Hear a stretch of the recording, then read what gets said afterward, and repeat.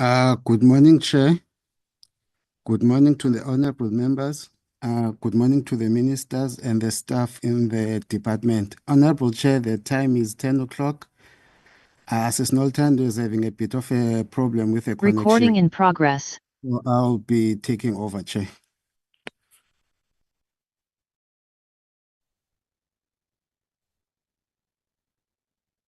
Thank you very much, Mr. Kola. Let me take this opportunity to firstly greet all the honorable members within our midst, honorable ministers, deputy ministers, the staff for both from the NCOP and the staff from the offices of the ministers. I greet you all. I will now. I declare the meeting open. The agenda of the meeting is not going to be too long, as I've looked in terms of the items. However, can we first adopt the agenda as presented, honorable members, before we can proceed to other items? Chairperson. Honorable Mukwele.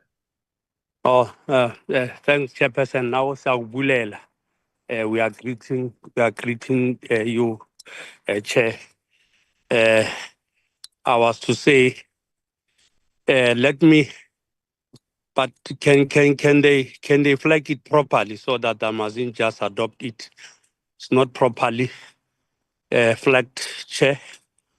If they can flag it properly, so that I only see if they can try to flag it properly. Yes, so they that, must try to move it a little bit up. Or let me. Yeah. Me.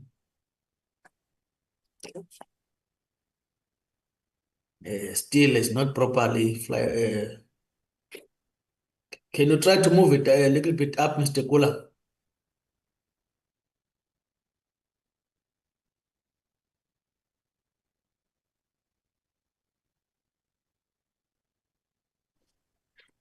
Chairperson, may you please tell the members to browse it in their side. It is properly. Yes. Thank you very much, Honorable Sibanda. Okay. No. Thanks, Chair. Yes, again. And thanks for the advice, veteran, and greeting to honorable members and the officials. Yeah, I browse it from my side. It's properly. I rise to adopt the agenda as presented, Chair. Thanks very much. Thank you very much, Mr. Mukwele. I took it as a second at this one of Honorable Sibanda. Can you confirm, Honorable Sibanda, to be on record? Yes, Chairperson, I do second the adoption of the agenda. Thank you very much, Honorable Member. Can we take the apologies, Mr. Kula? Yes, Chair. Chair, we have apologies from the Deputy Minister, Honorable Manamela. He's part of the delegation of the Deputy President, but in China. Also, Deputy Minister, Honorable Gondwe. He's in East London leading the campaign with bogus colleges. Also, the DG, Dr. Ngosinati Sishi. He is also part of the delegation with the Deputy President, Chair. The delegation from the department will be led by Dr. Sotikwa, Chair. Thank you, Chair. Thank you very much, Honorable Kula. Mr. Kula, can we adopt the apologies, honorable members, as presented? We won't discuss them.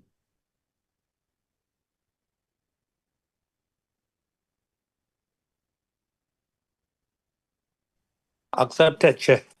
Thank you very much, Mr. Mukwele. The second for the adoption of the apologies. Mr. Simanda, my hand is up by seconder. Thank you very much, Honorable Sibande. Honorable members, the meeting, our meeting now has been formally opened. Indeed, the rules of the House as always are applicable in this meeting in terms of sub rule in terms of rule 103, sub rules 21, 212, and 213. The meeting is formally opened. We will hand it over to the minister to the honorable minister to make some few remarks before the necessary presentation is made. Honorable Minister, we greet you once again and to appreciate also your presence in our midst, as we're always having this meeting.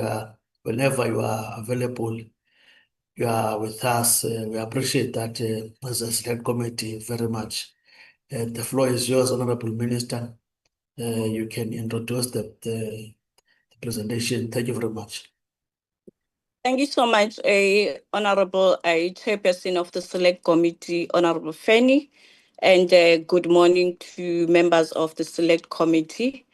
I just want to take this opportunity and thank the members of the Select Committee for giving us an opportunity to come and present before the committee the policy framework on internationalization of higher education in South Africa.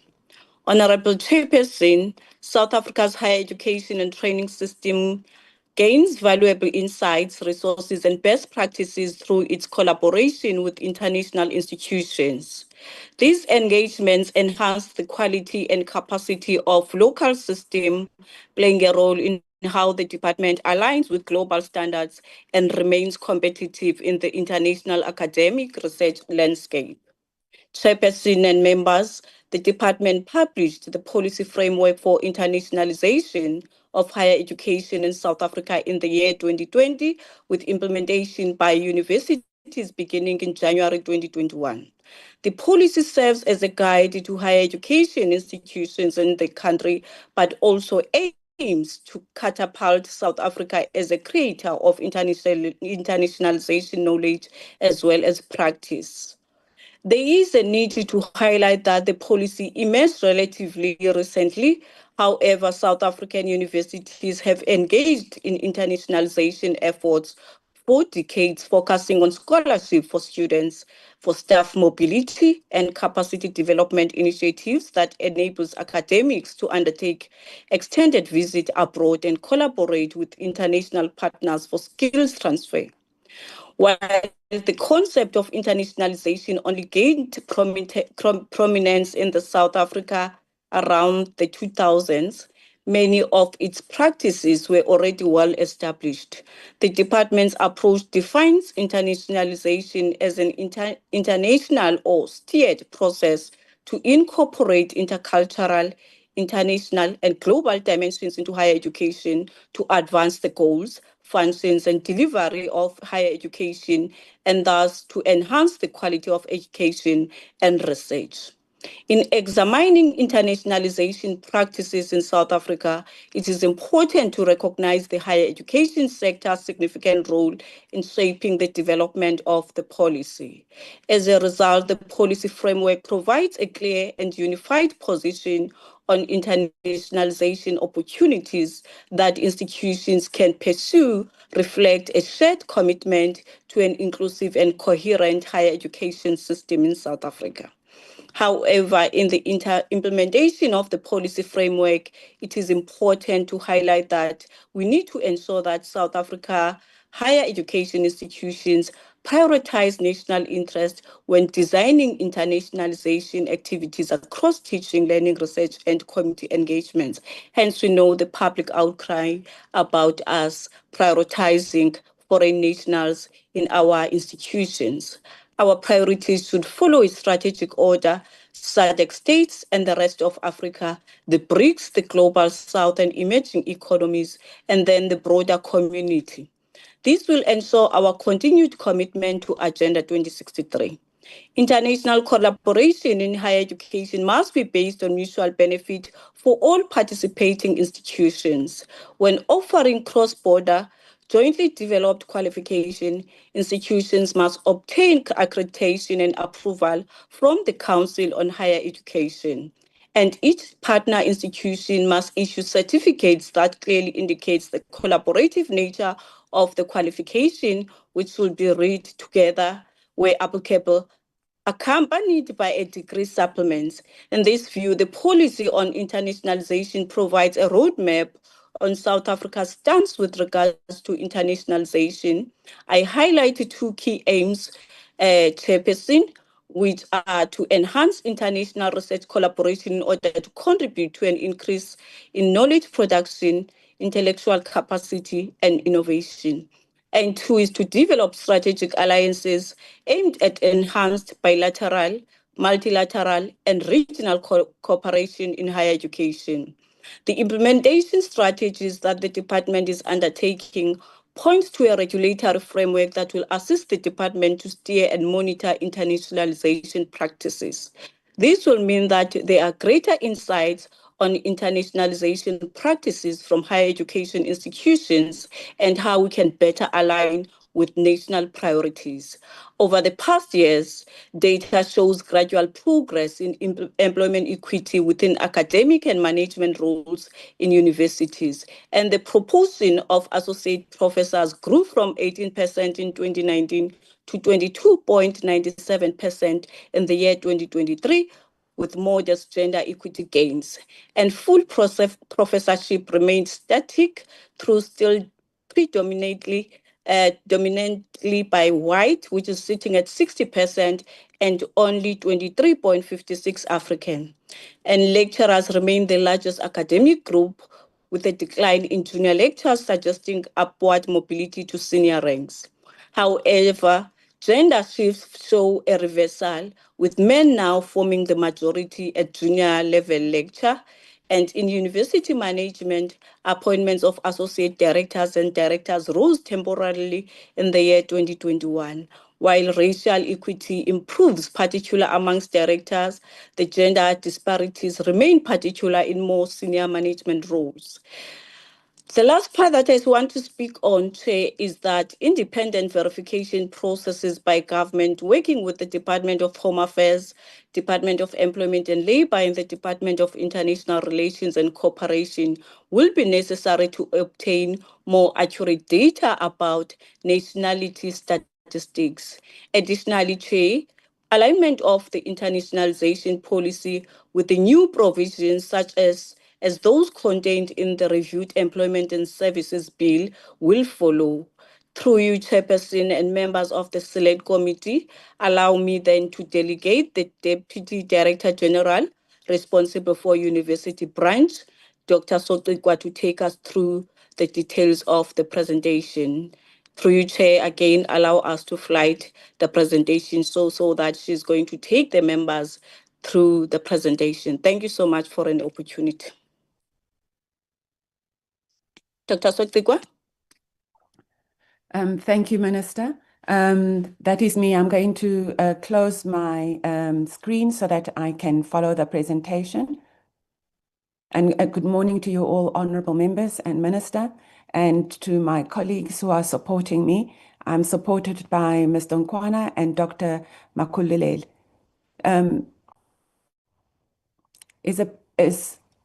Am I to flag the presentation? All right, let me just try and find. Yes, please flight it. Even though we do have copies, but it's going to be at least assisting just to follow it, your presentation properly. All right, just give me 1 minute. My apologies, 1 minute.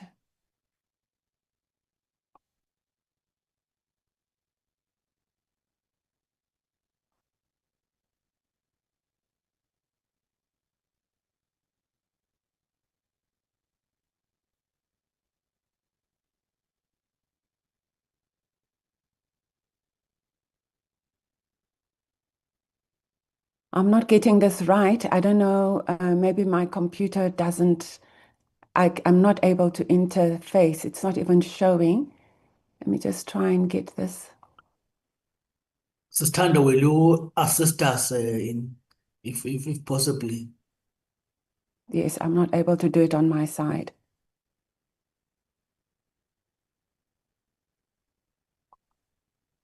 Ms. Kaka, will you assist us?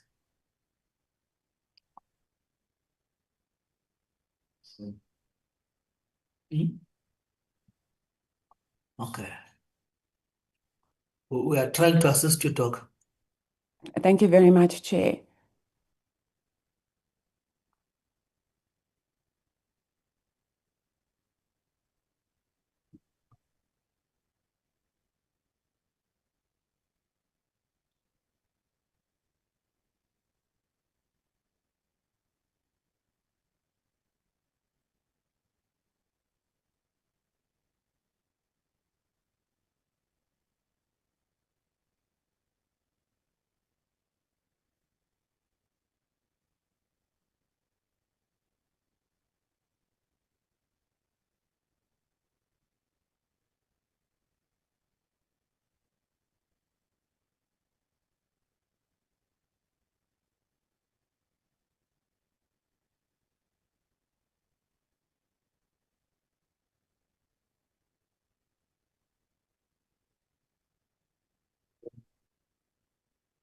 Hmm?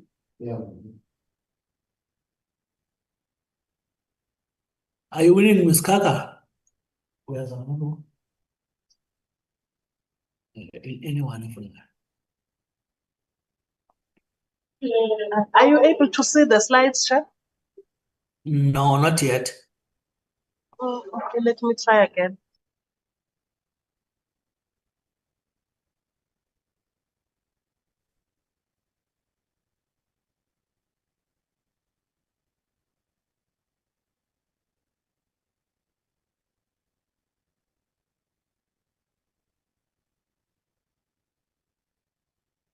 Yes, we can see the slide now.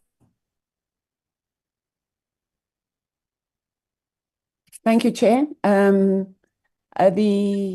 presentation is structured as follows. We provide an outline of the policy framework, the strategic objectives embedded within the internationalization policy, implementation and oversight mechanisms, and then challenges and opportunities for improvement of implementation. Next slide, please.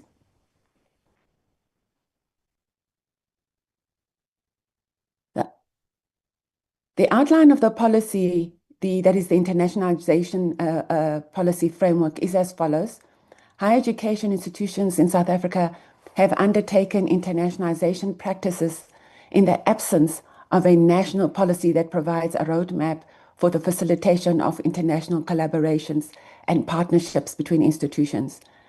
The White Paper for Post-School Education and Training, formulated and published in 2013, obliges the department to develop a suitable policy framework for international cooperation in post-school education and training.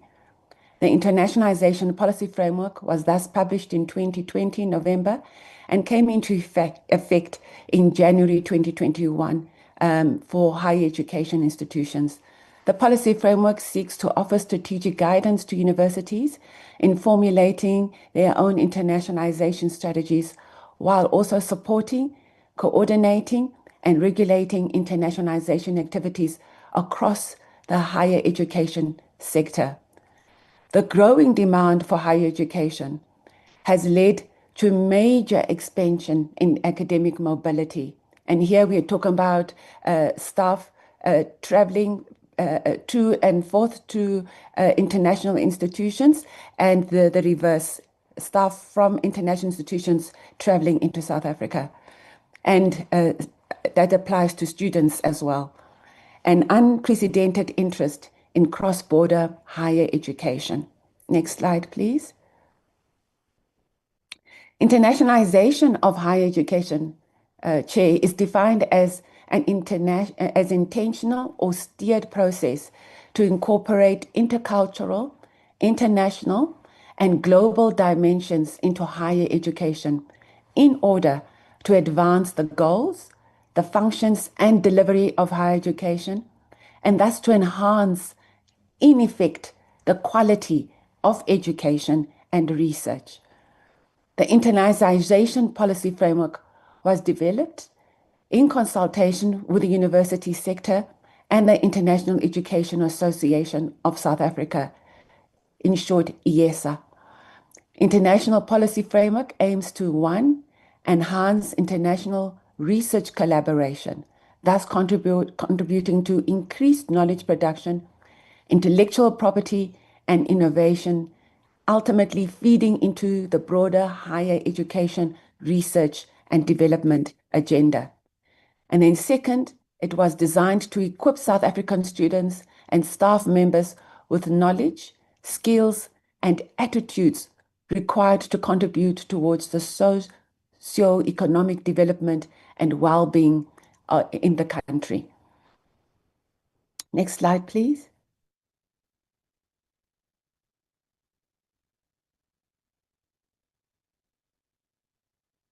Next slide, please.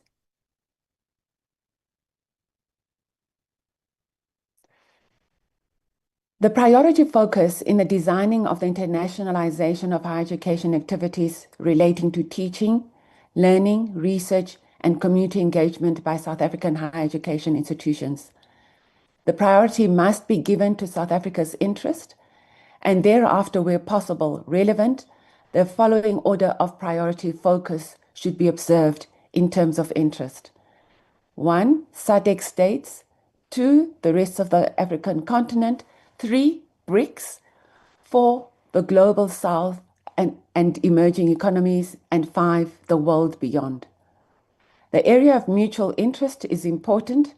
Activities related to internalization of higher education must be of mutual benefit for both South Africa, higher education institutions, and its international partners in agreed collaboration or partnership. Public and private higher education institutions wishing to offer cross-border collaborative qualifications must have accreditation and approval of their programs by the Council of Higher Education. Certificates issued by each collaborating institution must refer to the collaborative nature of the qualification and must be read in conjunction with each other and with a degree supplement where relevant. Next slide, please.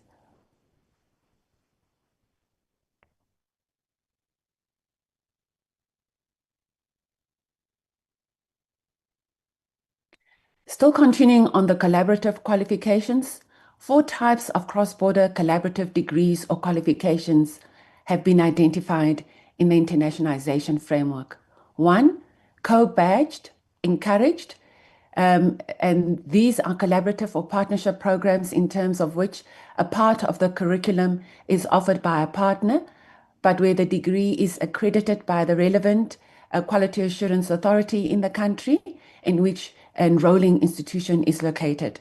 B, awarded by the enrolling institution only. The awarding institution recognizes the contribution of one or more other institution by reference on the degree certificate, which may include the name and badge of other partners. Type 2, the joint degree encouraged. Collaborative arrangement involving 2 or more South African institutions together with international partners in consortia agreements of institutions offering shared degree programs are also permitted. It is for this reason that the partners cannot come to a joint decision to award the degree. None of the partners may then proceed to award the degree as a single institution outside the agreement.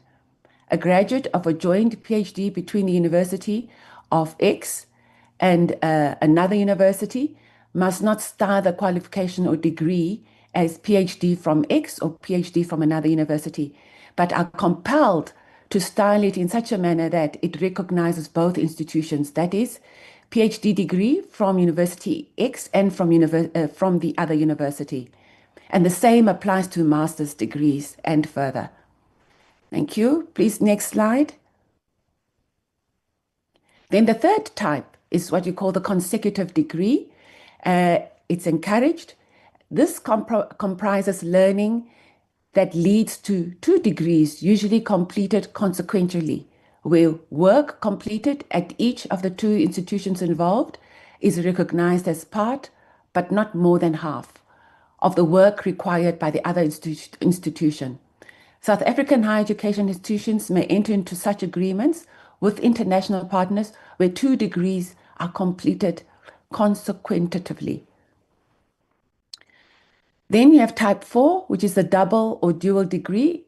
This one is not encouraged. A program of study offered collaboratively by 2 higher education institutions in terms of a collaboration or partnership agreement that may feature jointly developed and integrated curricula and agreed upon mutual credit recognition, and where the successful student is awarded 2 distinct degrees issued separately by each partner institution. The certificates will be typical of those issued by each institution. Next slide, please. So at the level of implementation, the International Education Association of South Africa commissioned a study on the state of internationalization in higher education in South Africa. The report was launched in August 2024, last year, and the findings from the report will be factored into the implementation strategy of the department. The report provides an assessment of internationalization practices across higher education institutions, serving as a critical monitoring tool for the department to evaluate institutional responses to policy directives. We acknowledge upfront that the report may not have reflected on deployment of foreign nationals, but I'll speak to that later in the presentation. The department issued a communique to institutions to submit, and this came in the form of Volume 4, Number 1, for monitoring mechanism of internationalization policy framework. Next slide, please.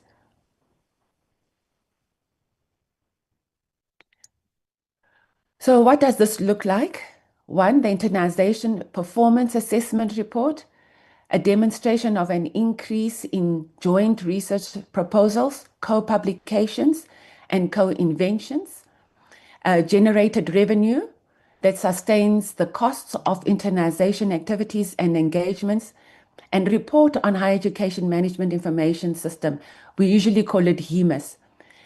First time entering enrollment for international students inclusive of SADC, success rates inclusive of graduate output and throughput rates, and research output per instruction or research professional staff.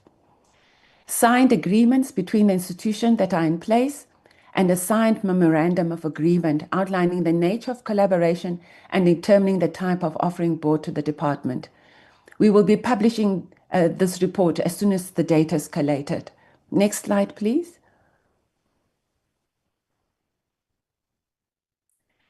Furthermore, it looks at the governance of stakeholder relationships towards internationalization, the readiness of the International Office to receive and send out students, transformation initiatives in international space, safety and security measures in the promotion of non-violence and equality and health wellness for all students.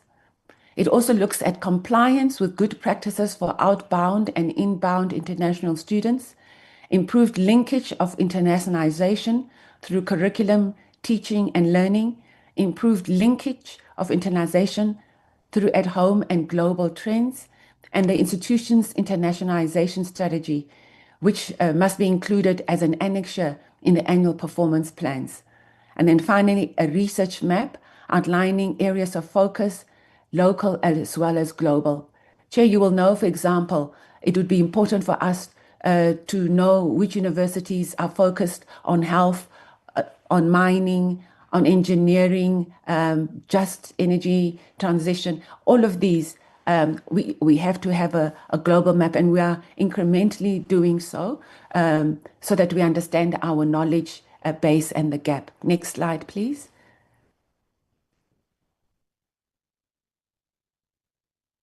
So the implications of the implementation of the policy framework.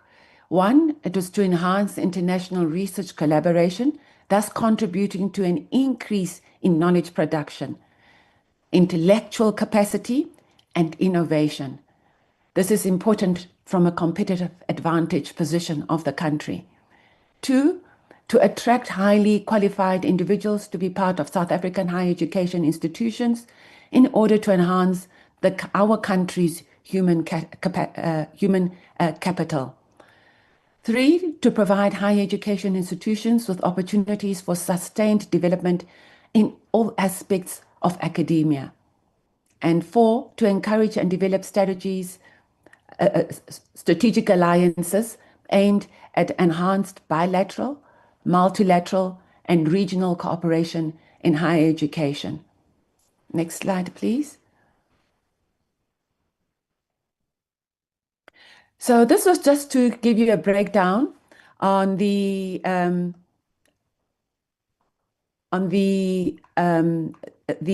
demographics. If we look at the professorship, Chair, you can see that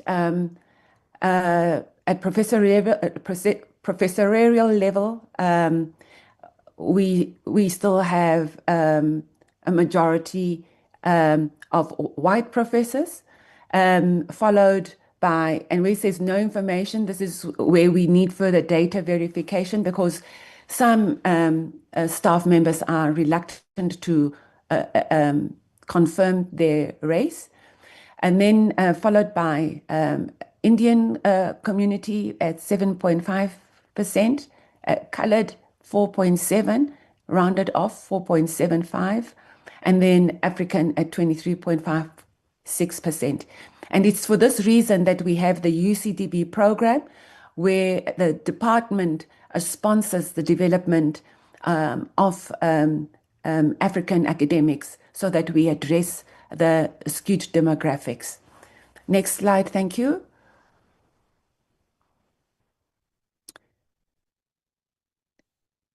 In the next slide, we then break down according to gender. And Chair, you can see at this level, it is still dominated by males, particularly at professorship level, where it is particularly skewed.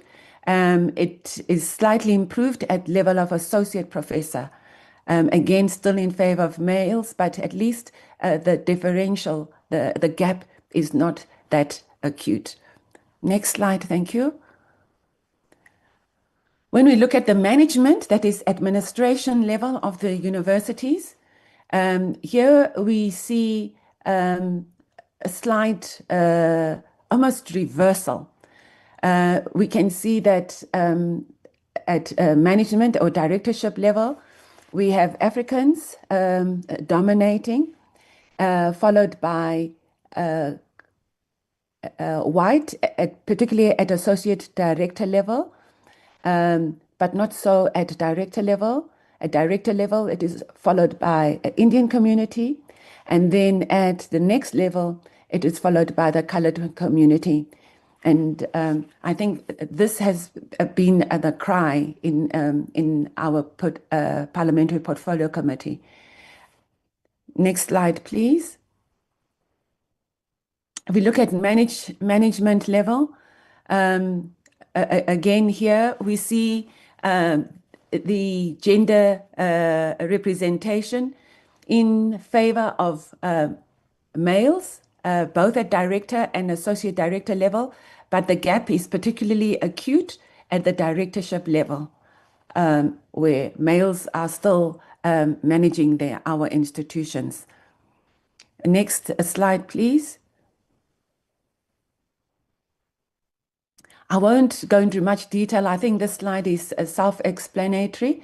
And as I've indicated, Chair, because of these gaps, we have set aside funds where we annually contribute towards the development of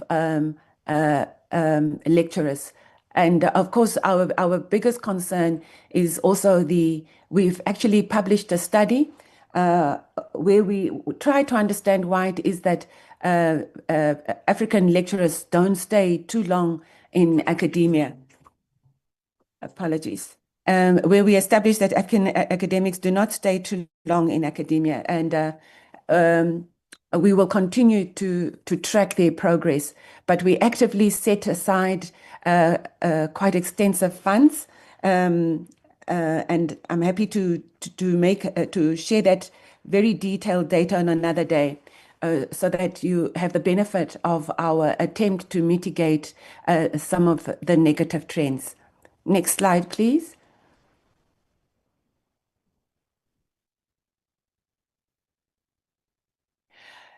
In this slide, where we that has attracted the interest of the public, we asked the Universities Association to share data with us, and in their data, they reported that they have only deployed 12% foreigners within all 26 public institutions.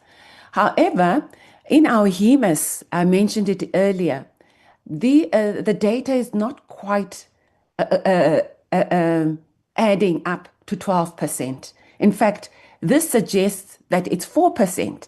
So it may indicate that universities are not reporting properly, or they don't understand the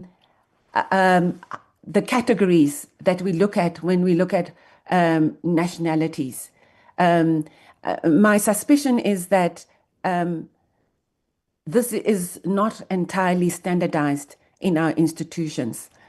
We'll be, and to correct it, Chair, we have proposed that we work with Home Affairs, who have far more accurate categories of your nationality. You can imagine, Chair, where there are staff who've got dual nationality, how it then expresses itself. And then in some instances where staff indicate they are here temporary, they are then treated differently. And temporary, I mean, as I indicated earlier on, there's a term we call academic mobility. So a lecturer may be in the country for 3 months, and maybe they are also not captured here as part of a visiting professor or visiting researcher. So given the lack of standardized reporting around this matter, we felt, as we indicate in our next slide, that it is absolutely critical that we work with Home Affairs. You will note that at professional level, it is concerning that, and I'm saying this because ordinarily, this is where the skills are abundant locally. I mean, to say that a vice-chancellor, you could not find a vice-chancellor locally is extraordinary by our universities, because the skills are pretty standard. So we would definitely need to work with Home Affairs to understand what the context is for some of the, I'll call it categorization offered by the Department of Home Affairs, how they define permanent South African, non-permanent South African, all these categories. I think we need an extensive workshop. So the next slide, please. We propose that we establish a steering committee with the Department of Home Affairs, who have defined data. But of course, there are also challenges in the Department of Home Affairs, as you know, Chair, and that was released by SIU reports and other investigation reports. We still feel it's important. And then we felt the Department of Labor. And if we look at the Employment Services Act of the Department of Labor, it is in fact only the Department of Labor that can impose penalties around non-compliance. So where universities are hiring foreigners and overlooking local skills, it is the Department of Labor, that inspectorate, that then issues fines. So we feel it is really important to have them as part of our strategic partners, given that the Act empowers the inspectors to issue the penalties, not the Department of Higher Education and Training.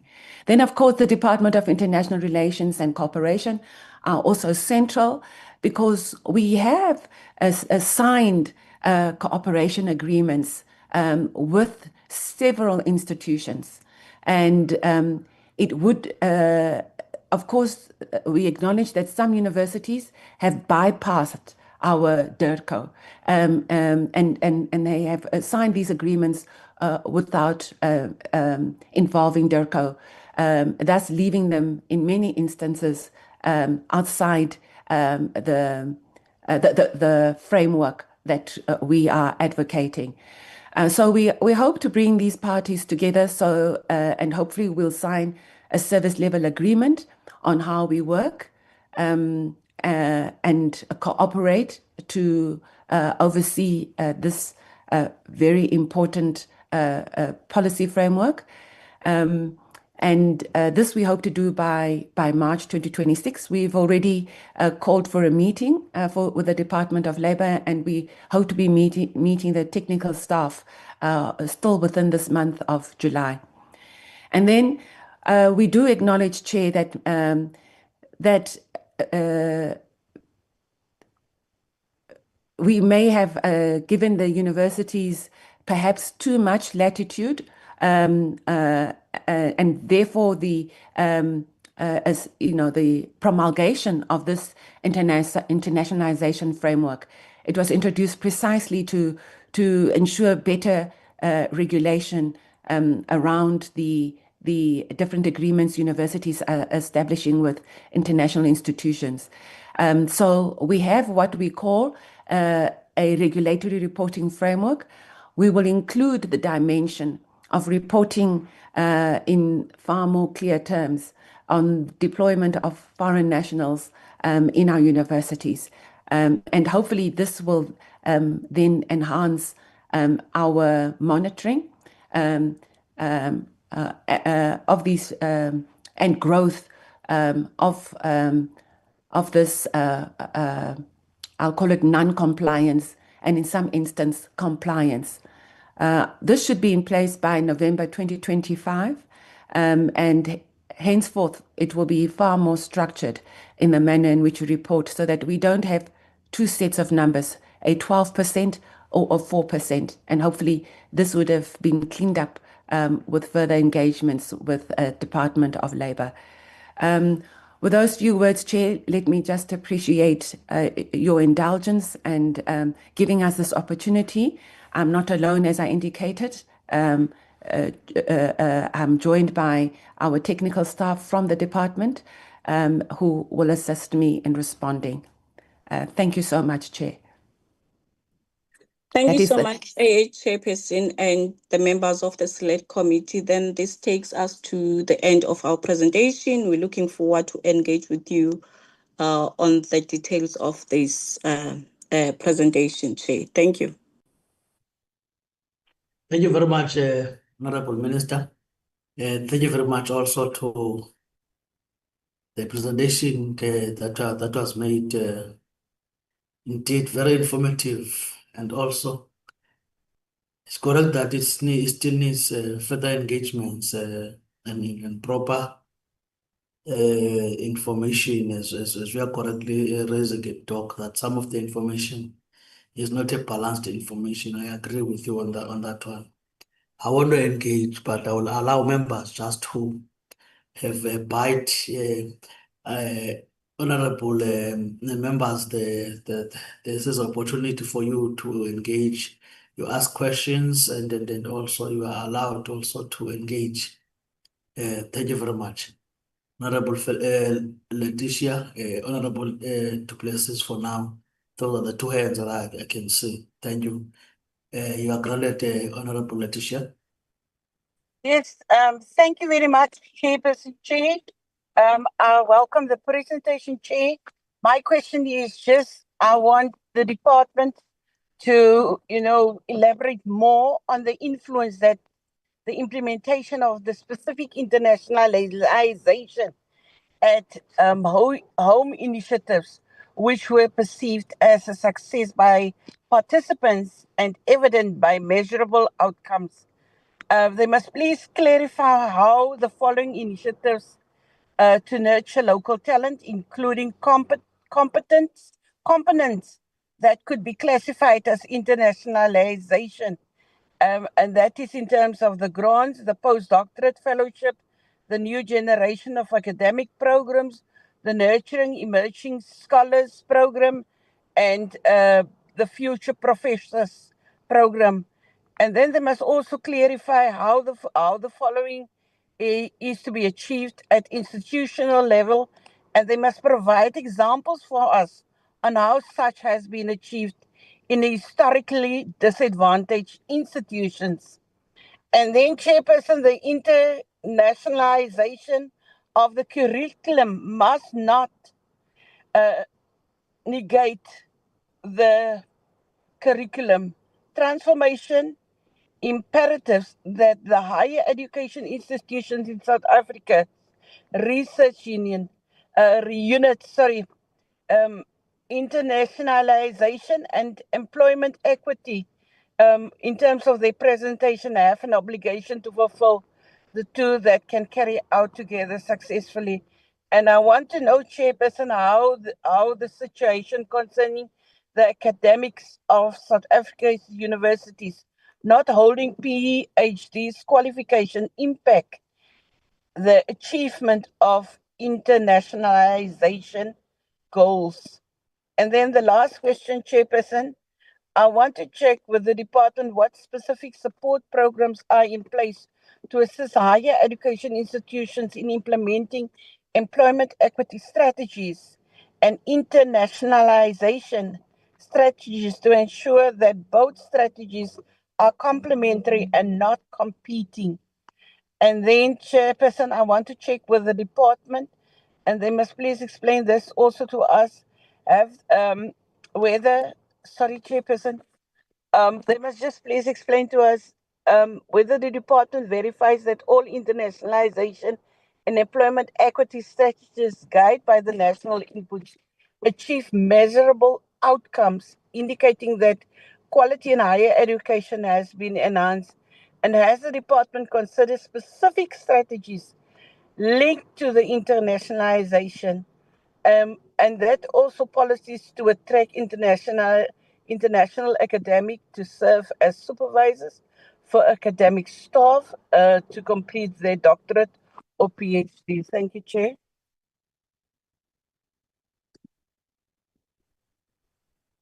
Blessed. Good day, Chair. Just the video to verify my identity and switch off for bandwidth. Thank you very much for this presentation. It is incredibly important to balance international needs as well as local expectations and needs. There are, as stated, a lot of South Africans who are talented, but what has the department done to really foster this talent within our up-and-coming academics in South Africa? It is often not a lack of intellect, it is often a lack of opportunity that has kept many South Africans behind. It is important that we take into consideration the necessity for curriculum to be both redressing injustices of the past, but also ensuring that people who go through the curriculum can work both in the local and international market, because we have moved to a international market within this world. However, I am concerned that there is such an emphasis put on the monitoring of international posts. Surely there is a policy in place, and it seems that it hasn't been implemented to its full effect. I would ask the department to ensure that this does not take up too much time, as it is a very important detail in running of the various universities. But my question is, why are we not getting a presentation on accountability measures on subsidies and bursaries, where the vast majority of the department's funds are going towards, as well as the, I think, 117 entities that fall underneath this department? Are they functioning? And why are they not functioning? It cannot possibly be only because of foreign nationals within the systems of why the TVETs, the CETAs, and all other entities are not fully functional. And I, again, would like to find out how much energy will be spent on this important matter, however, not all-encompassing matter. Thank you very much, Chair. Honorable Sibande. Yes. Thank you very much, Chairperson. Also, I would like to thank the department for their presentation, but nevertheless, we'll interrogate it. Chairperson, you know, this input came at the right time. I've thought that with this, we're going to debate it so that we can have some discussions about it. My question, I'll come to that comment, but my question is that in the first introduction, they spoke about the higher education. I mean, I wanted the clarity that what do they mean exactly? They've said the higher education in South Africa have undertaken internationalization practice in absence of national framework. I'm not clear. I'm not convinced. I wanted maybe clarity on that one. What do they mean about that? And then also, under the collaborative qualifications, they say, I wanted the department also to clarify us, you know, in South Africa, really, I can say some people, they even are making a joke that it is a banana republic. My question will be against some of the places which were caught right-handed in Hebrew, whereby they were manufacturing qualifications with a computer. So what is the role of the department to assist us? Because you know why I'm bringing this matter. I wanted you to take this department once more back some few years ago in Mpumalanga. There was a guy who was caught right-handed from outside the country, because my fear is that a lot of people that are coming without anything but taking chances, and they win in South Africa. Sorry, that guy was Mr. Nyat, who was being an advisor to the former premier of Mpumalanga, the first premier. If I'm not mistaken, he was from Zim. They discovered very late that guy doesn't have anything, doesn't have any qualification. So how is the department making sure that maybe the people who are coming, because we are very strict to ourselves, but we are open to the people who are coming from outside? And then also, if they can elaborate about this, the thing of regional cooperation in higher education, you know, that one, why I'm bringing it. Again, from their input, our concern is still like that, stand like that. I was also a student in one of the universities around here in Cape Town, whereby it was alleged that most of the lecturers, not all of them, but many of the lecturers, they're from outside, in particular from the region, while we are having a lot of graduates here in South Africa. Lastly, my concern is that if the department can make it easy for us, there are people who started a very negative campaign in the social medias, whereby one guy was raising a concern that there are a lot of PhDs, and with these PhDs, people, it means that they are not equal to the task. meaning that they are forging their qualifications. My concern is that our approach was concerning about the disadvantaged people, that they must get an opportunity. And we must get more people, I don't mean in a shortcut, in proper way, in proper education. While we were expecting that we must increase the number of graduates in South Africa, but there are people lambasting us that to have the number of these people increasing, that means it's corruption. Everything is regarded as corruption. We must stay where we are. I need the department to take us on board on that one. Thank you very much, Chairperson.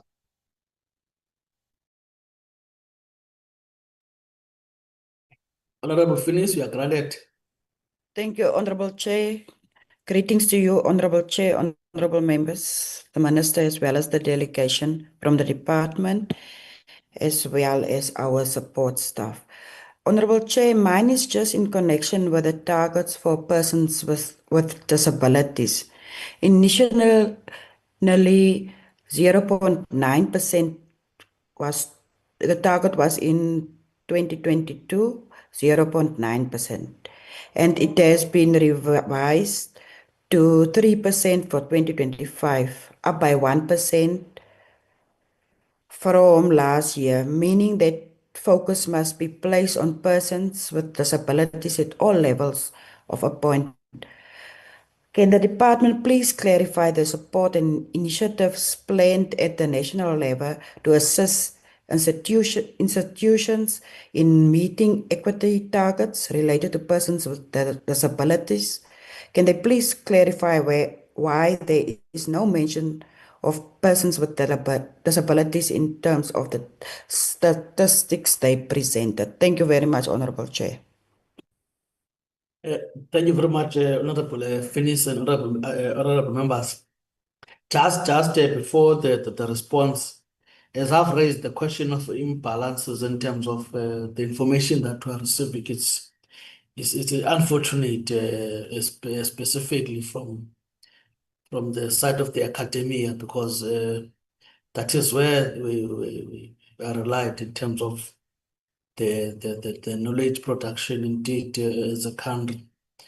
It makes things worse now if even that level we cannot be properly advised, so that at our level as politicians we can be able to take necessary decisions regarding that particular issue. There is a recent incident, in fact, that took place in the University of Fort Hare, where the quagmire of qualifications, even today, is still not resolved. I know it is under investigations. I mean, not necessarily on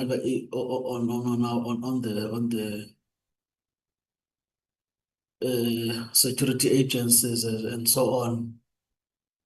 But we are not hearing anything, because you see the problem here. We are targeting those who have offended the system. But those who have offended the system, they didn't offend the system in the sky. They offended it through these institutions. And these institutions are collaborating, in fact, because they allow, this kind of situations to happen. We are hearing nothing that is taking place against them. Where there is the question of penalties and so on, if these penalties are not working, are we just going to fold arms and say, no, these penalties are not working because these institutions are not cooperating, but continued to do the same problems that they are causing? That is going to be leading to the question of exactly the qualifications that we are getting to be questionable, whether your doctorate or your PhDs, if you are getting it from a particular university. Remember, this was a situation during the apartheid days where if you studied in a particular black institutions, you were not recognized in the black market I think it's a repetition, but it is taking another form.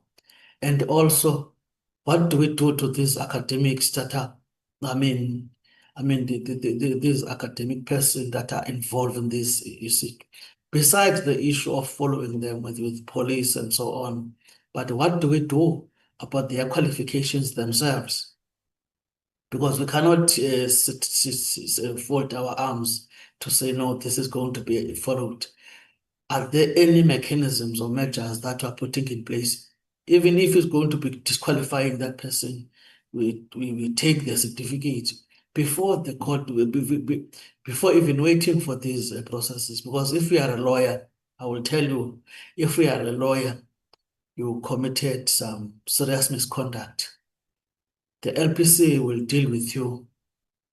By the time you are found guilty or not guilty by the court of law, but the LPC have done it's wrong because it protects the integrity of the qualification of the profession. But I didn't hear anything with regard to that. The second one is around the question again, these imbalances that I was raising. Can we be honestly told the exact stats? Because I do not believe that these stats are not available of your academia that is from outside our shores. We are not doing that for the purposes of discrimination, but we are doing that to see if we are progressing or regressing in terms of addressing exactly the question of non-attractiveness of academia from certain race groups that are just disappearing. We don't know. It might not necessarily be only the issue of money, but some of these issues that we're highlighting, for instance, where their colleagues are being disregarded, in preferring people who are coming from other countries, whilst we are still having a challenge internally as a country of redress.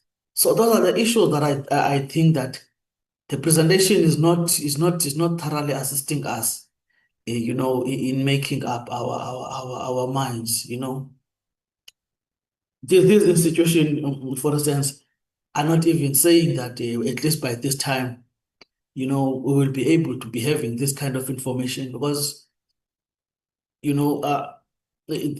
must take us into confidence talk in terms of exactly where we are, what are we doing currently. So it is going to assist us in order to address some of these and also what policy measures are we putting? Because we need to put the policy measures with regard to the question of this internationalization, so that we know if the institution goes beyond that. We cannot, as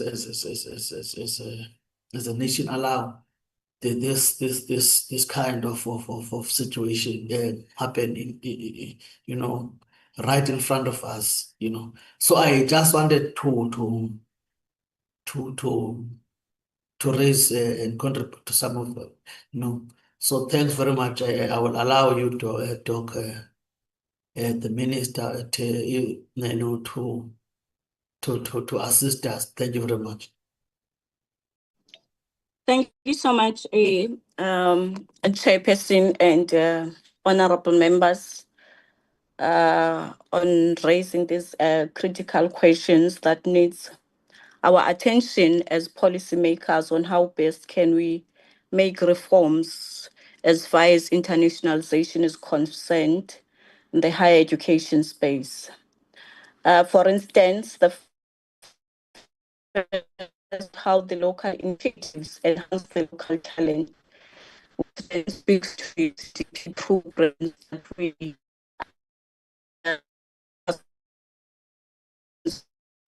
Honorable Minister, disappearing.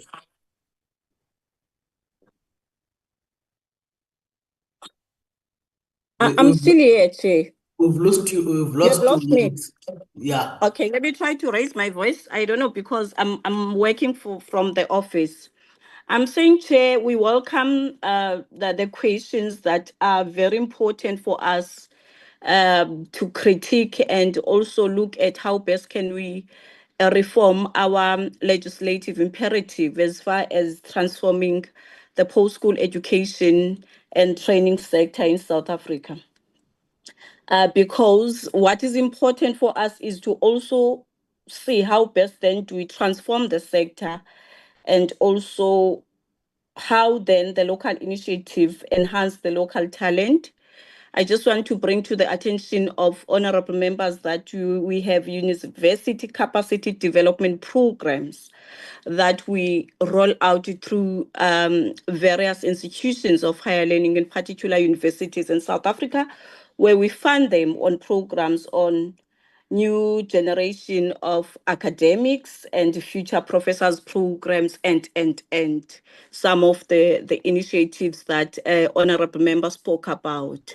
But coming closer to this one of the policy framework on internationalization, as much as maybe there might be some of the limitations there and there, but I'm going to also request my technical team led by DDG, Dr. Sotegwa, to speak on those limitations and what were the hindrances for us to come up with this framework at this point in time. I just want to bring to the attention of our honorable members here that amongst the G20 priorities of our education working group, hence we've assumed our G20 presidency as the country, is on mutual recognition of qualifications, which then we believe that it serves as a specialized knowledge sharing platform. It brings together academics, policies, and other experts to engage in focused discussion on the key education challenges, innovation, as well as best practices, as well as it also assists us in terms of international labor migration, skills mobility, and employability, so that our people as well can have access to tap into opportunities abroad and otherwise. So there is we are going to try and standardize the qualifications so that if I go abroad as Nobuhle Nkabane with a particular qualification, it is then going to be recognized in each and every country abroad. Hence, we believe that there is a rise in terms of the movement of people across national borders, and there is a rise in terms of globalization. And the second part that we seek to address with this framework is the mutual recognition of qualification and innovative approaches to micro-credentials for lifelong learning and employability. Hence, we are trying to transform the sector and to make sure that there is a linkage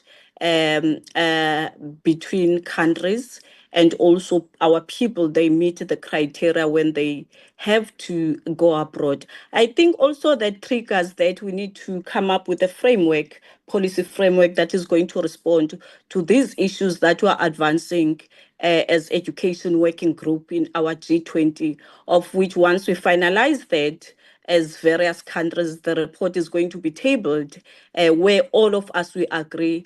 And I hope it is going to be tabled and presented before the select committee so that they understand what is it that we're agreeing upon as far as internationalization and mutual recognition of qualifications, as well as micro-credentials, so that we are not found wanting and we are not left behind as South Africa. On other technical issues around why now and I'm going to then request DDG Sotegwa as well as the technical team to assist her. All of us were noting that there is a growing concern about us actually prioritizing foreign nationals in academia, and there is an outcry that our people, local people, are left behind. I believe she's also going to speak on that to say what needs to be done moving forward. But I believe if we can have a detailed report that gives us a clear picture on how our institutions look like in terms of the human capital that they have in their institutions. If how many locals, how many foreign nationals do we, in terms of requirements, because there is a requirement for a particular quota to have from other countries as part of enhancing our and the quality of education in the country. She's going to speak on that as a technical expert in this regard. Over to you, DGG Sotogwa. You can delegate some of your technical team to respond on other technical questions. Thank you. All right, thank you, Minister. Let me start with the last set of questions from the Honourable Chair and yourself. The Department of Labour and Employment released very recently through Cabinet a bill, which is a review of the Employment Services Bill. And in that bill, they are already placing caps on the number of foreigners each institution may have. We've been following very closely, and we do hope once that a bill is promulgated in Parliament, it will then have effect. But for now, it is a gap. But for now, it is still in the form of a bill. So that has been done by the Department of Labour. And we are looking forward to engaging them once it has promulgated into law, because then it will be applicable to all our institutions.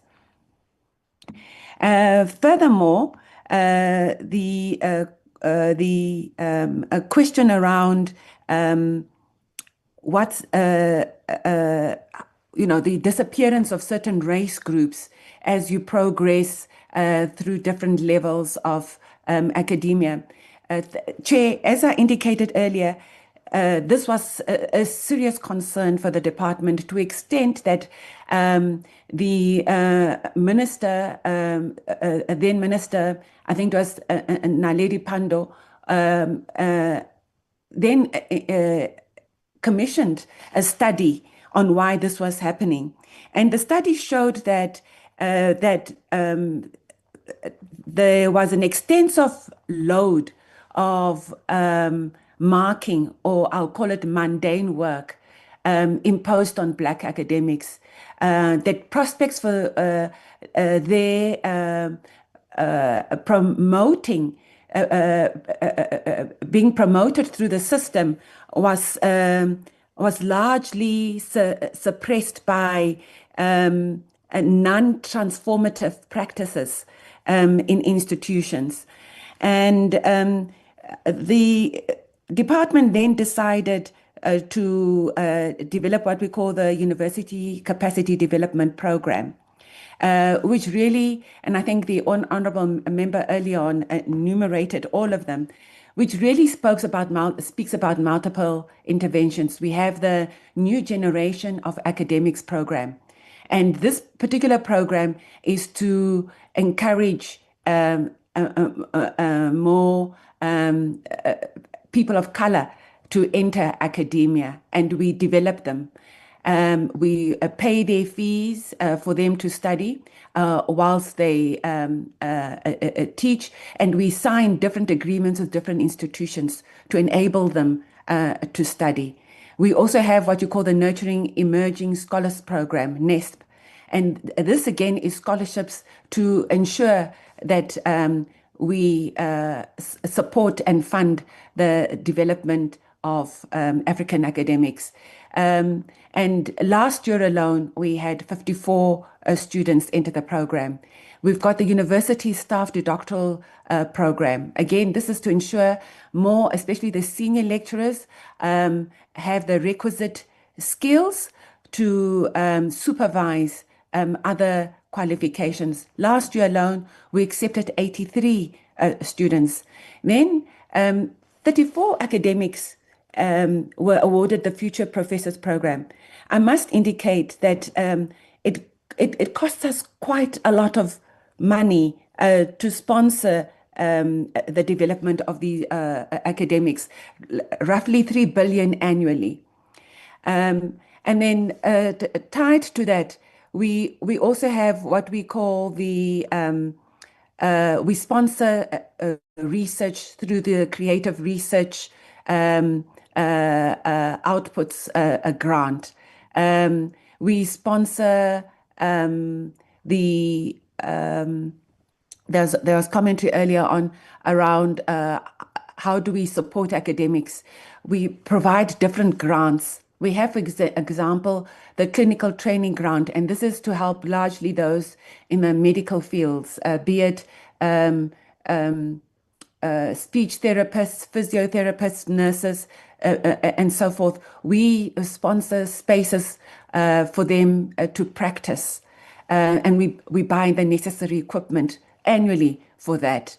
And that is just one cohort. And then we have other grants for developing, for example, mathematics, science, physics, engineering interest. That's through AIMS. We have another grant to support ocean sciences. So we have a series of grants to help the development of academics. On top of that, we then have grants to support infrastructure development to enable them to have sufficient spaces to provide requisite teaching. And this infrastructure grant also addresses questions of providing the tools of trade, which is the IT equipment, modern IT equipment to do their work. So we have these various interventions to support our academics. On the question of specifically with University of Fort Hare, yes, several, and here we were assisted by the SIU and South African Police Services to identify corruption in the university. And it takes place at multiple levels in the manner in which, and in the instance of Fort Hare, it was a foreign national who was issuing out qualifications through very peculiar procurement processes. And we are happy to report that that lecturer has been dismissed by the university. Any other, the university also worked with the Council of Higher Education and Training to do an assessment of any other unacceptable practices. That has been cleaned up, and we are monitoring that every quarter on progress around certain qualifications that were also not at the requisite standards. The CHE has been providing recommendations, giving the university an opportunity to attend and correct the non-compliant standards for different qualifications, including speech therapy. So we are happy that there is progress there. Where we identify qualifications that are substandard, we work with the Council of Higher Education and Training, and theirs is to assist the university through very rigorous standards to comply. And of course, if they don't comply, we deregister the qualification, and we've done so on multiple instances. We are extremely strict there. Universities must meet our PQM, they must be endorsed through the department. They must have been processed through SAQA, and they must have been processed through the CHE. So there are very clear processes we follow there. Then on the question of the energy spent on this processes, I just want to indicate to the honourable member, oversight over universities covers many governance issues because universities are granted so much autonomy. it is incumbent on the department to provide extensive monitoring functions to ensure universities do not become ungovernable or become non-compliant. We've just had excellent discussions with the AG on what we call the governance map, and we'll be elaborating to the AG on the extent to which certain activities of universities need to be monitored, because it has become quite apparent that universities are ignoring different provisions in legislation. But we must also accept that, and this is what the report from USAF indicates, that the last slide that I had with statistics, Honourable Member, I just can't show it because I was struggling, but the second last slide, it's covered in a blue template. We did that exercise. We asked universities to report on the foreign delegates that they have appointed. They indicated overall it's 12%. They also argued that overall it's within the hard sciences where they could not identify local academics. But of course, we have gone back to them and said to them that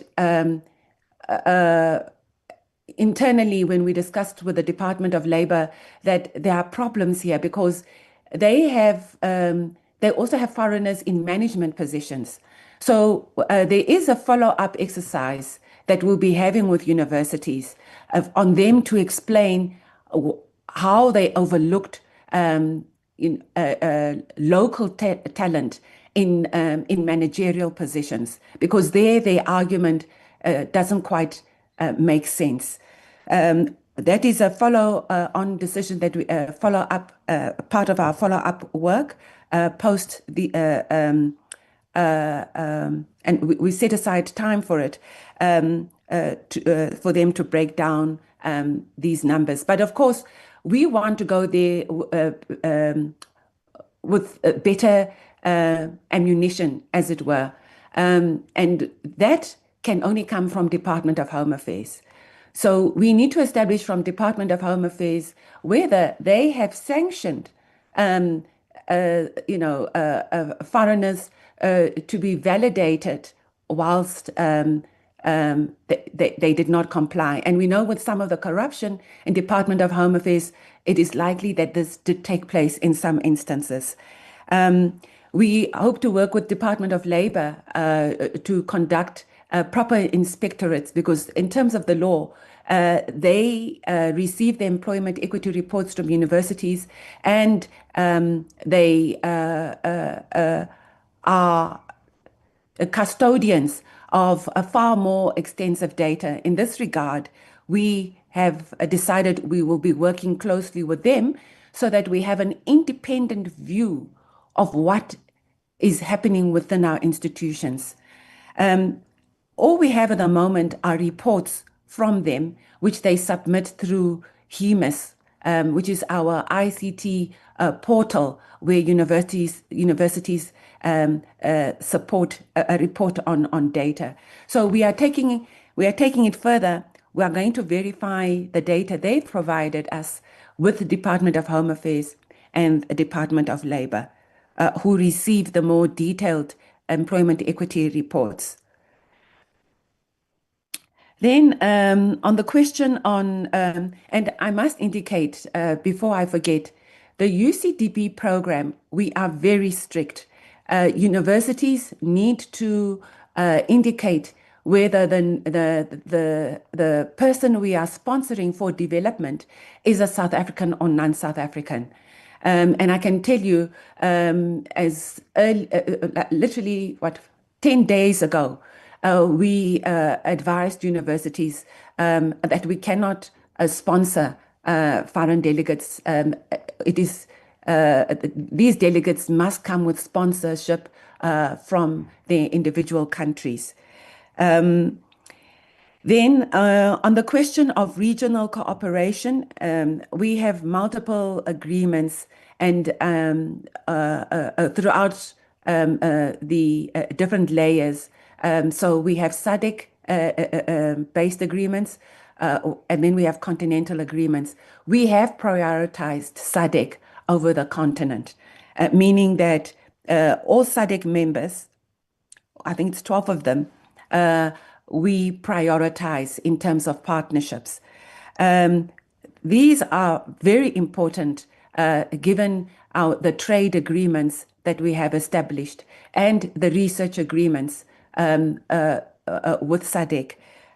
These interregional cooperation agreements also speak to exchange of data, exchange of staff and students. So in some instances, our students visit the regions. I want to then indicate that at the global level, this has been very beneficial, particularly in the context of COVID. Our academics were able to work seamlessly and introduce interventions in the country that supported us during COVID. And it goes deeper. On HIV/AIDS, our academics were able to work with multiple stakeholders through different universities to advance studies and research and treatment around HIV/AIDS. And I think this has been in the media. With the cessation of funds by the US, we are all the poorer. We are now looking for funds because the US used to fund these studies. We're now having to use funds from the fiscus to support this. And National Treasury confirmed 5 days ago, which is sometime last week on Thursday, that 735 million has been set aside to support this work. And this work would not have been possible without multilateral agreements between ourselves and countries all over the world. And then when it comes to explaining the corruption in employment, we acknowledge that there are seeds, and it's not all the institutions. There are some institutions that are really non-compliant. And for these institutions, Chair, we, particularly when it comes to fake degrees, as indicated by Honorable Patrick, I can tell you they are working with South African police services. The detectives are the ones that actually help identify who the individuals are that are creating the false certificates. But it happens so widely that the last time we engaged SAPS, that is South African Police Services, it was clear that the syndicates have very complex relationships in the sector. When you shut down this one, another one mushrooms elsewhere.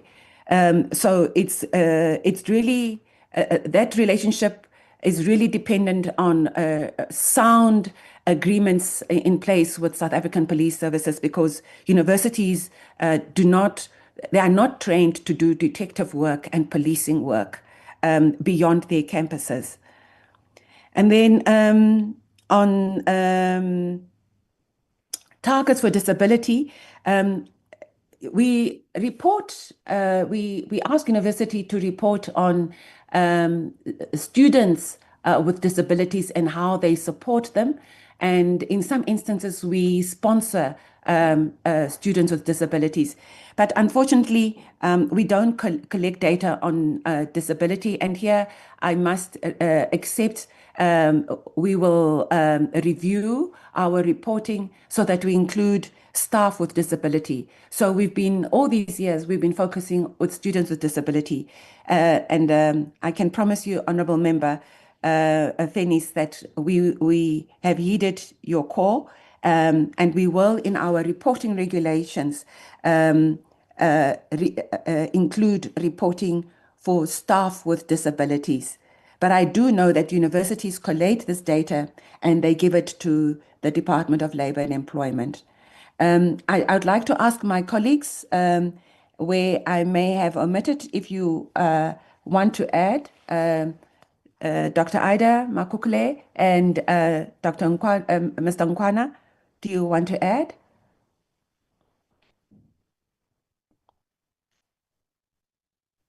Ida, do you Yes, want to assist? Yes? yes. Thank you, Dr. Sotikwa, and good morning to the honorable members.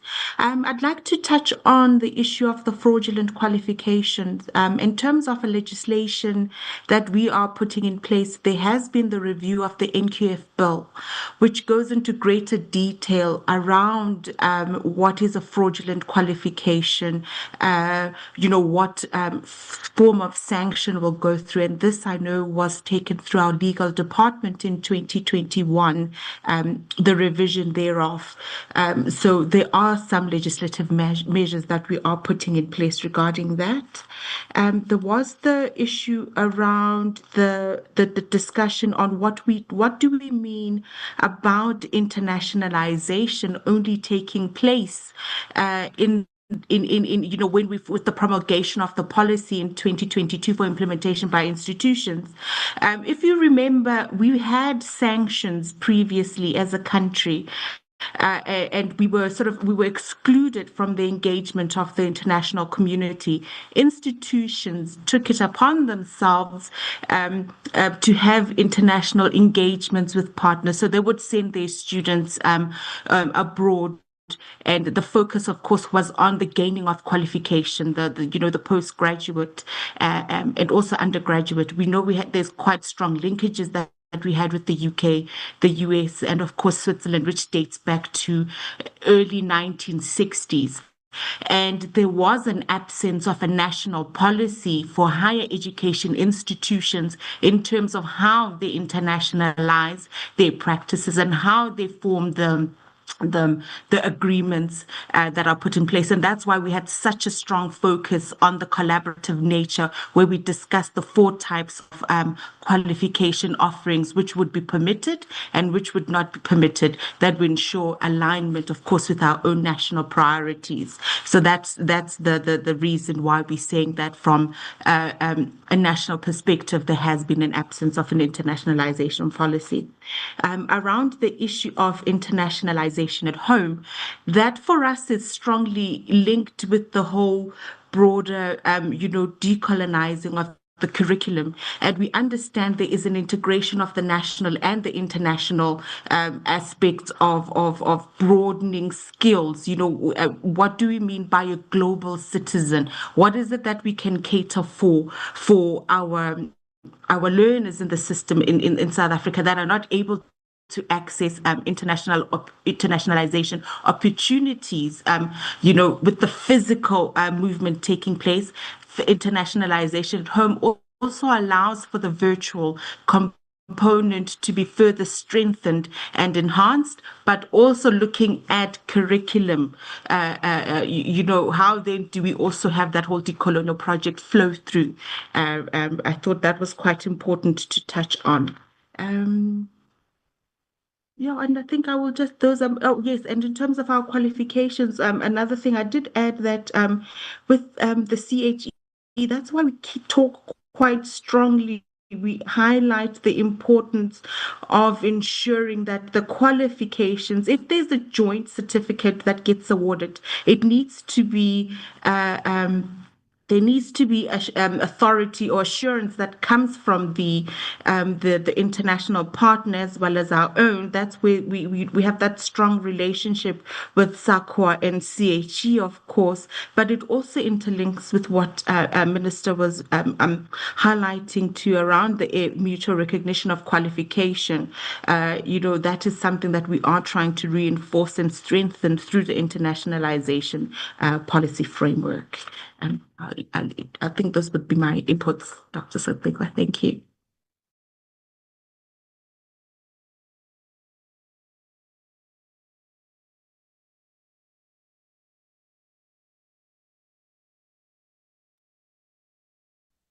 Are you done, Doc?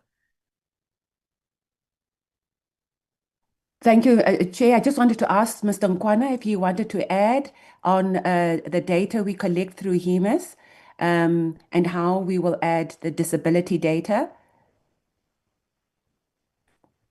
Mr. Nkwana is our IT person and he collects multiple data from universities, which we then use to monitor performance. Mr. Nkwana, are you still here?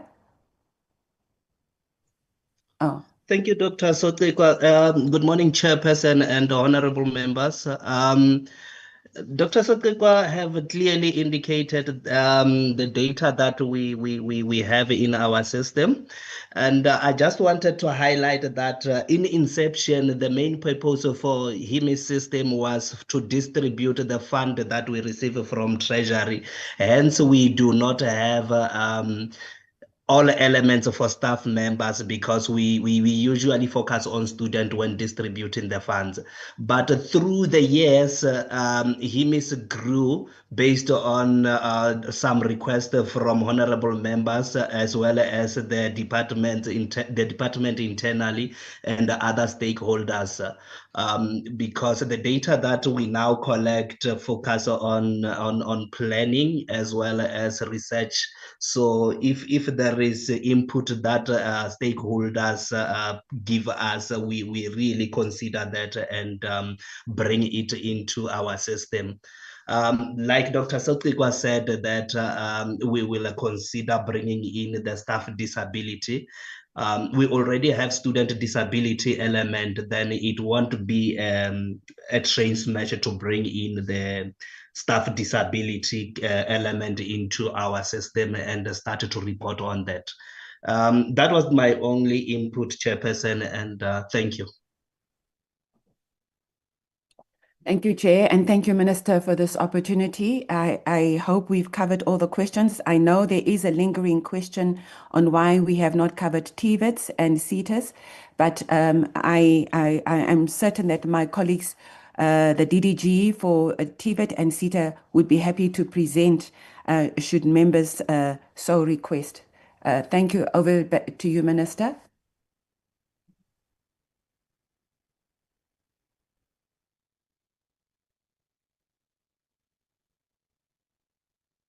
Thank you so much, Chair. I think this brings us to the end of our responses. Should honorable members feel that there are some follow-ups that they would want us to provide in writing, we are free to do that, Chairperson. I'm bringing the meeting back. Thank you. Thank you very much, Honorable Minister.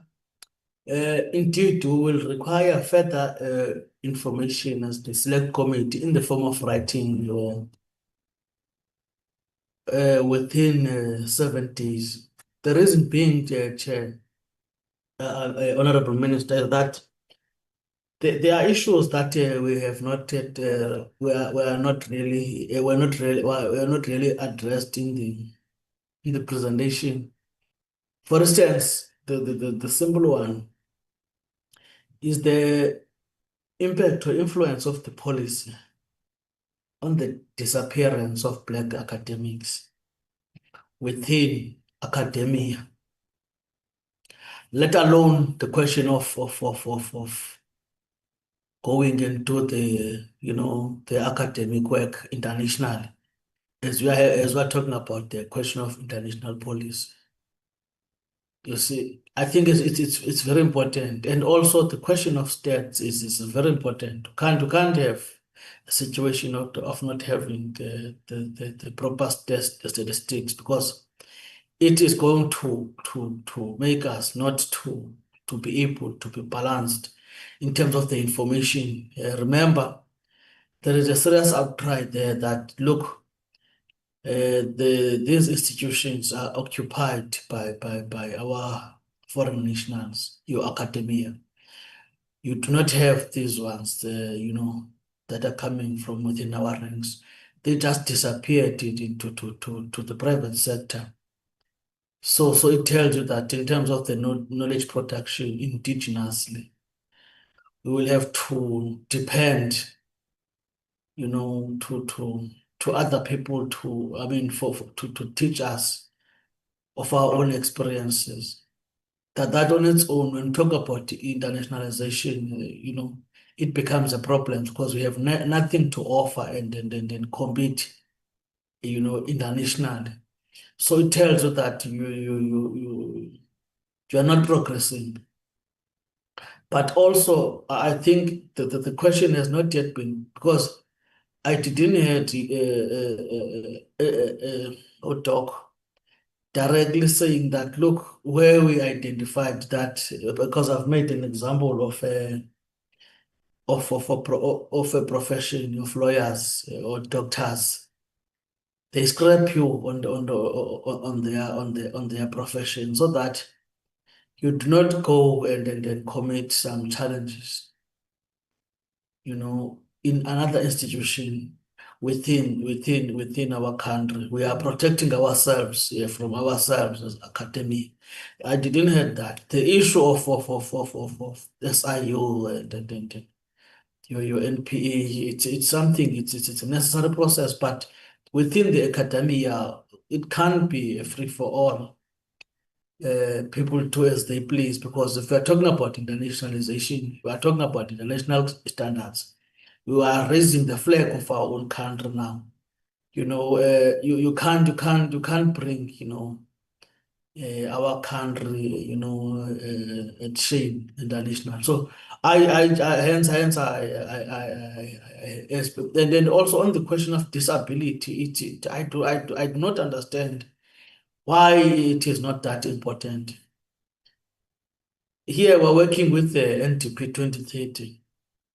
If we follow that government policy, at a particular stage, there is a target specifically on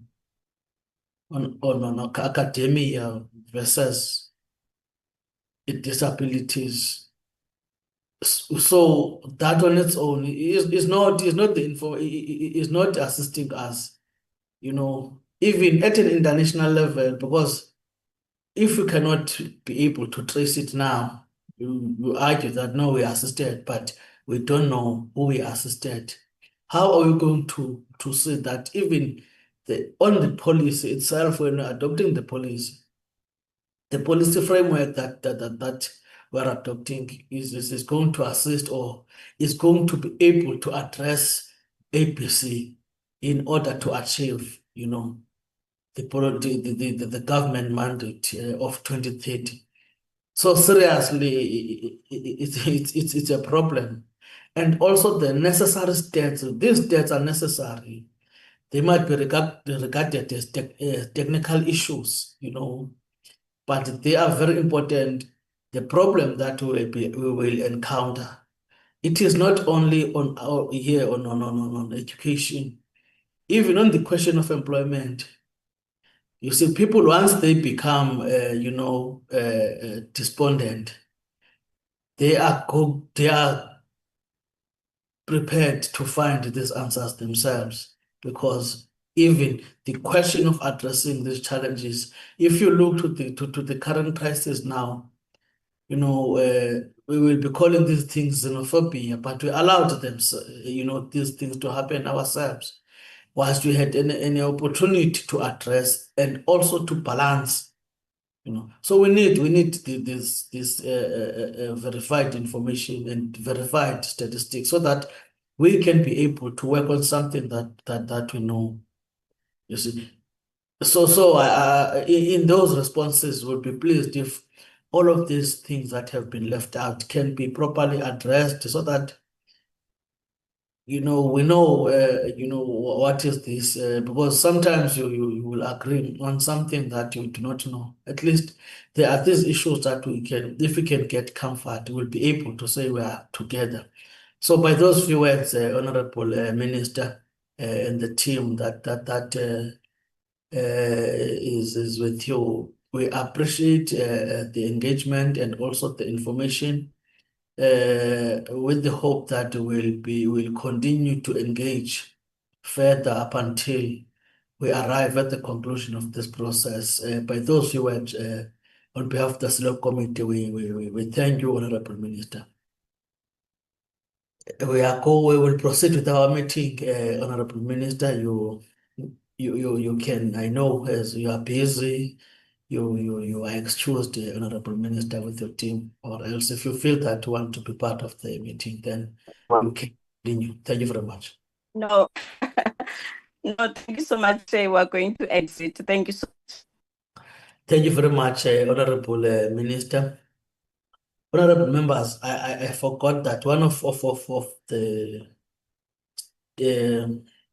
staff that is supporting us, Dr. Solomon, is having one. His father is not okay. Last time I checked, he was hospitalized.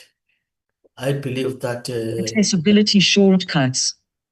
With I know that there are people who can pray for any situation. His support is very necessary this time to Dr. Mtombi. So that as part of this collective, we do not need him only to work, but at at a personal level, we don't give each other support. We are with you, Doc, and your family, even in this time. At this time, we wish your old man a speedy recovery. Indeed, as you were explaining that at least there is progress that you see. I was happy to report to the committee so that we do not seem as people who are really inhumane. Umuntu ngumuntu ngabantu. So in those few words, we are with you and your family. Thank you very much. I think the next item that is left is the minutes. Can I confirm that, Ms. Kaka? Chair, first is the budget vote report, Chair. Yes, sorry. It's flighted already. Yes. Budget vote, honorable members, 35.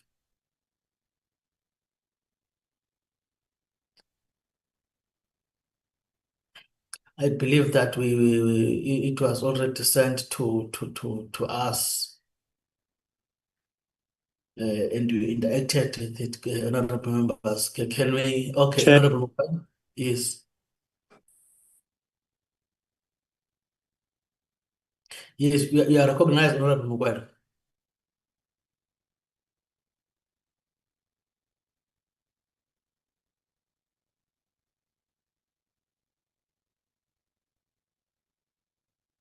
Okay, no. Thanks very much, Chairperson. Chair, I went through the report on education, science, and creative industry on budget vote 35. Chair, like as I said, every one of us went through the report. This budget vote 35, Chair, is the budget vote that will always make sure that it addresses those hiccups that were there in the past. And it is the budget vote, Chair, with its limited resource. Because, Chair, I also wanted honorable members to understand that the reason why we talk of budget will never be sufficient everywhere. There is no country that they can say the budget will always be is sufficient. That is why when we develop each and every budget, Chair, we'll always make sure that we prioritize. We look as what are the priority. So the budget is proper. With its limitation, as we know, we all know that the budget will never be enough. But I therefore, Chair, without wasting the members' time, as all of us went through the budget, that as the Select Committee on Education, Science and Creative Industry, we adopt this report. I thank you, Chairperson.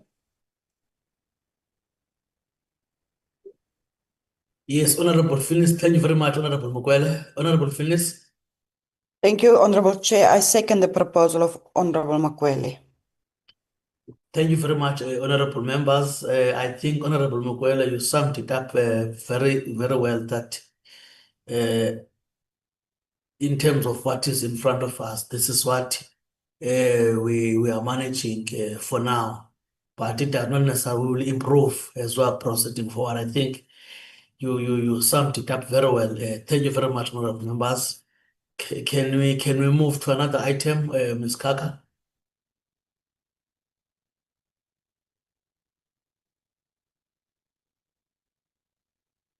Chair, these are the minutes for the 8th of July, Chair.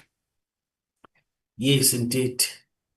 Honorable members, can we adopt the minutes? Honorable Finis, Honorable Jane Adrianson.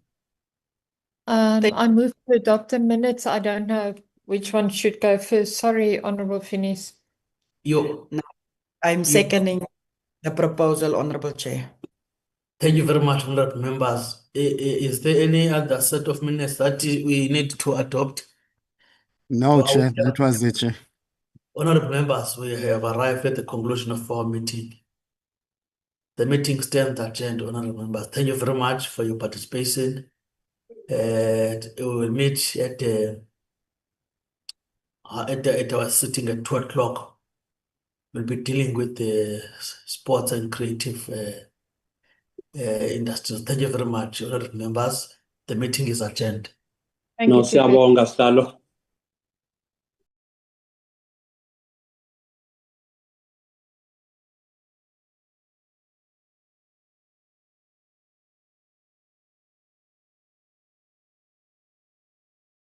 Recording stopped.